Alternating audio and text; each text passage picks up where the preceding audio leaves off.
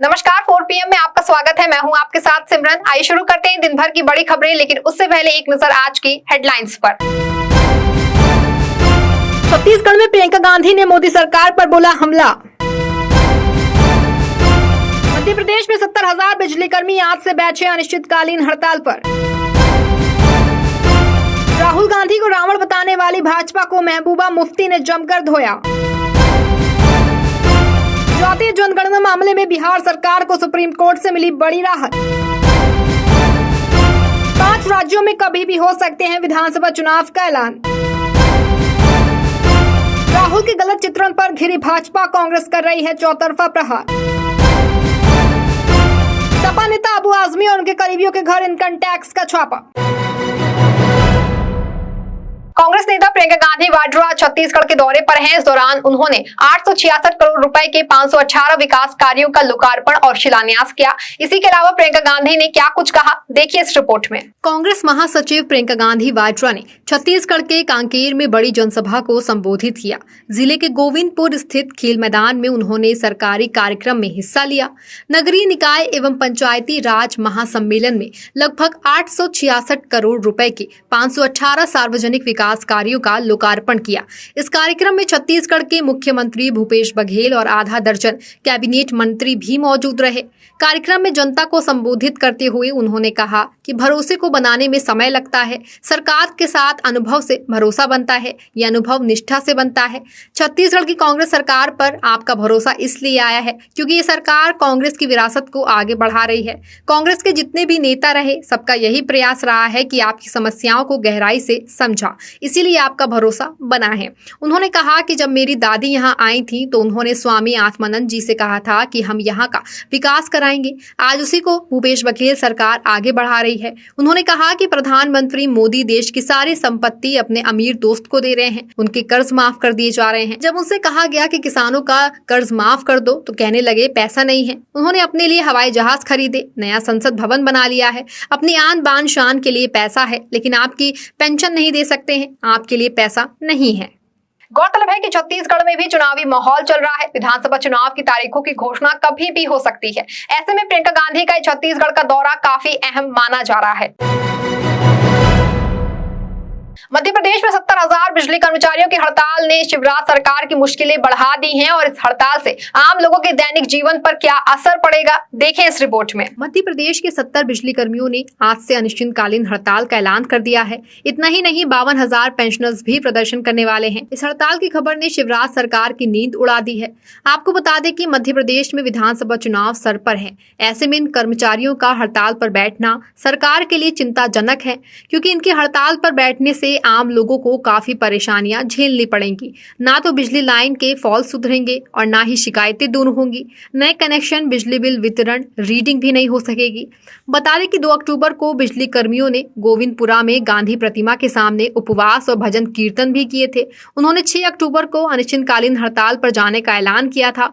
इसके बाद यूनियन पदाधिकारियों की पावर मैनेजमेंट कंपनी के प्रबंधक संचालक के साथ बैठक भी हुई थी, लेकिन 3 दौर की बातचीत किसी नतीजे पर नहीं पहुंची। इसके चलते अब वे अनिश्चितकालीन हड़ताल पर चले गए हैं, जिसे लेकर के बिजली कर्मचारियों ने आज गोविंदपुरा में धरना शुरू कर दिया है।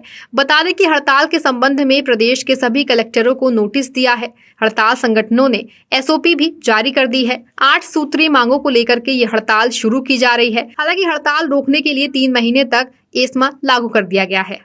आपको बता दें कि मध्य प्रदेश में चुनाव की तारीखों का ऐलान कभी भी हो सकता है। चुनाव को लेकर कब सभी पार्टियां अपना जोर लगा रही हैं। ऐसे में इन कर्मचारियों का हड़ताल करना भाजपा के लिए भारी नुकसान साबित हो सकता है। इसका असर आम चुनाव पर भी पड़ सकता है।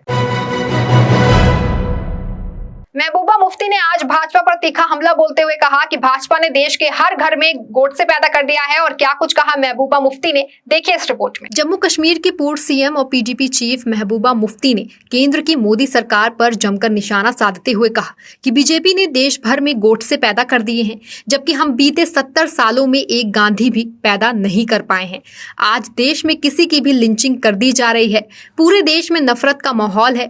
पीडीपी चीफ महबूबा मुफ्ती ने इंडिया गठबंधन के अपने सहयोगी राहुल गांधी को बीजेपी के रावण वाली तस्वीर दिखाए जाने पर विरोध किया। उन्होंने कहा कि अभी किसी विपक्षी दल ने ऐसा किया होता तो बीजेपी उनको पकड़ के जेल में डाल देती, लेकिन वो खुद राहुल गांधी का विरोध कर रहे हैं। उन्होंने कहा कि राहुल गांधी को रावण बताना बीजेपी की हताशा को दिखाता है। क्या यही सनातन धर्म सिखाता है? सनातन धर्म तो लोगों से प्रेम करना सिखाता है, लेकिन बीजेपी इस धर्म को बदनाम करने में कोई भी कोर कसर नहीं छोड़ रही है। महबूबा मुफ्ती ने कहा कि सरकार हर मोर्चे पर नाकाम रही है। गरीब लोग जहर खाने की स्थिति में पहुंच गए हैं। इस हालत में ईडी बीजेपी का दाहिना हाथ बन गई है।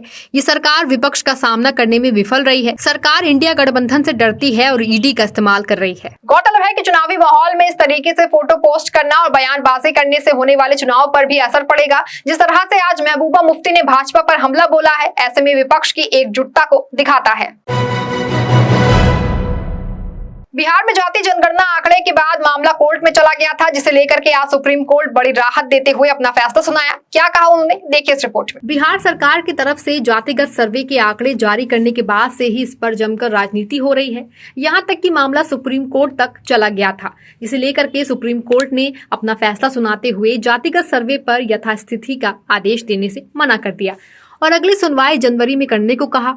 आपको बता दें कि रोक से मना करते हुए बेंच के अध्यक्ष जस्टिस संजीव खन्ना ने कहा कि हम किसी राज्य सरकार को नीति बनाने या काम करने से नहीं रोक सकते, सुनवाई में उसकी समीक्षा कर सकते हैं। मामले पर सुनवाई करते हुए जज ने कहा कि हाईकोर्ट ने विस्तृत आदेश पारित किया है और हमें भी विस्तार से ही सुनना होगा। ये बात भी सही है कि सरकारी योजनाओं के लिए आंकड़े जुटाना जरूरी है। हम आप सभी को सुनना चाहेंगे। आपको बता दें कि सुप्रीम कोर्ट ने सुनवाई करते हुए बिहार के नीतीश कुमार सरकार को भी नोटिस दिया है। इसमें कहा गया है कि जातीय जनगणना में लोगों के निजी आंकड़े सार्वजनिक नहीं किए जाए। साथ ही कोर्ट ने बिहार सरकार से जनवरी तक नोटिस का जवाब देने के लिए कहा है। जाहिर है कि सुप्रीम कोर्ट के इस फैसले से बिहार सरकार को राहत मिली है और अब इस मामले पर अगली सुनवाई जनवरी में होनी होगी। तब तक के लिए इस मामले पर सबकी निगाहें लगी रहेंगी।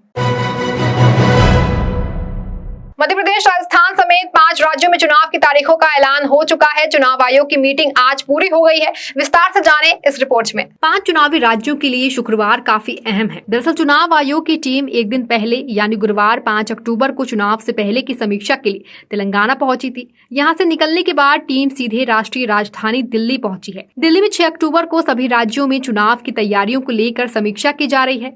माना जा रहा है कि इन्हीं तैयारियों की समीक्षा की जानकारी लेने के बाद सब कुछ ठीक रहा तो चुनाव आयोग अगले किसी दिन चुनाव तारीखों का ऐलान कर सकता है। चुनाव की तारीख का ऐलान अभी नहीं हुआ है, लेकिन कहा जा रहा है कि इसको लेकर के अहम जानकारी सामने आई है।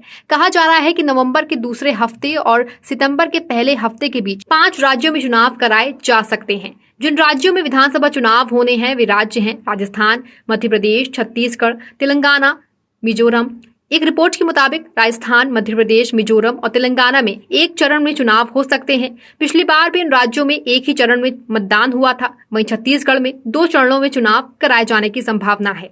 जाहिर है कि चुनाव आयोग द्वारा कभी भी चुनावी तारीखों का ऐलान किया जा सकता है, जिसको लेकर के चुनाव आयोग की बैठक आज दिल्ली में हुई। अटकलें लगाई जा रही हैं कि जल्द ही चुनाव आयोग तारीखों की सूची भी जारी कर सकता है।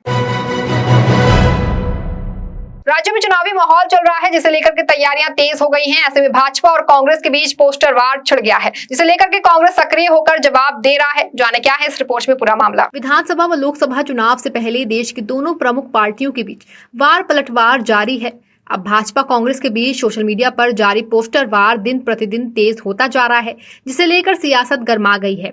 दरअसल केंद्र में सत्तारूढ़ भाजपा ने एक्स पर राहुल गांधी का पोस्टर साझा किया, जिसमें उन्हें नए युग का रावण दिखाया गया है। इस पर अपने भाई के बचाव में कांग्रेस नेता प्रियंका गांधी वाड्रा उतर आई हैं। उन्होंने भाजपा पर पलटवार करते हुए कहा कि क्या नरेंद्र मोदी अपने वादों की तरह कस्में भी भूल गए हैं। वहीं भाजपा ने भी कांग्रेस पर मोदी के खिलाफ जुमला बॉय का पोस्टर जारी करने पर हमला बोला है। वहीं एक पोस्टर पर राजस्थान में बवाल मचा हुआ है। उस पोस्टर को भाजपा ने जारी किया है, जिसमें किसान की तस्वीर लगी है, जिसे गहलोत सरकार से परेशान बताया जा रहा है, जबकि उन किसान ने इन बातों को खारिज कर दिया। गौरतलब है कि कांग्रेस बनाम भाजपा पोस्टर वार बढ़ता ही जा रहा है। देखते ही देखते आगे क्या होगा ये तो आने वाला वक्त बता ही देगा। संजय सिंह के बाद अब आयकर विभाग ने महाराष्ट्र में समाजवादी पार्टी विधायक अबू आजमी और उनके करीबियों के खिलाफ कथित बेनामी संपत्ति की जांच के सिलसिले में वाराणसी में कई स्थानों पर छापेमारी की, जिस पर अपनी प्रतिक्रिया देते हुए क्या कुछ कहा है सपा मुखिया अखिलेश यादव ने, देखिए इस रिपोर्ट में। महाराष्ट्र से सपा विधायक अबू आजमी और उनसे जुड़े लोगों के खिलाफ कथित बेनामी संपत्ति की जांच को लेकर आयकर विभाग ने छापेमारी की, जिसमें लखनऊ स्थित आयकर महानिदेशालय से संबद्ध आयकर विभाग के दलों ने तलाशी अभियान के तहत वाराणसी और मुंबई में कम से कम 9 परिसरों पर छापे मारे। इसमें बताया जा रहा है कि अधिकारियों ने कई कंप्यूटर, हार्डवेयर, दस्तावेज जब्त किए हैं और कुछ कथित बेनामीदारों के बयान दर्ज किए गए हैं। आयकर विभाग को संदेह है कि उनके पास अबू आजमी की कथित बेनामी संपत्ति है। इसे लेकर अब अखिलेश यादव से सवाल किया गया तो उन्होंने अपनी प्रतिक्रिया देते हुए कहा कि ये कोई बड़ी बात नहीं है, जांच होना, छापे पड़ना अब कोई बड़ा विषय नहीं है। आपको बता दें कि इससे पहले जब आप नेता संजय सिंह को गिरफ्तार किया गया था, तब भी अखिलेश यादव ने केंद्र सरकार पर तीखा हमला बोला था और कहा था कि बीजेपी जिससे डरती है उसी के यहाँ छापा करवाती है। ऐसे में हर दिन खबरें आती रहती हैं कि विपक्ष के किसी न किसी नेता पर ईडी या इनकम टैक्स विभाग के छापे पड़ते ही रहते हैं, जिसे लेकर विपक्ष हमलावर रहता है और नेता के घर छापों पर विपक्ष का कहना है कि भाजपा जब चुनाव हारती है तो वो यही सब करती है। इस बुलेटिन में आपके लिए बस इतना ही। ऐसी बड़ी तमाम खबरों से जुड़े रहने के लिए देखते रहें 4 PM। धन्यवाद।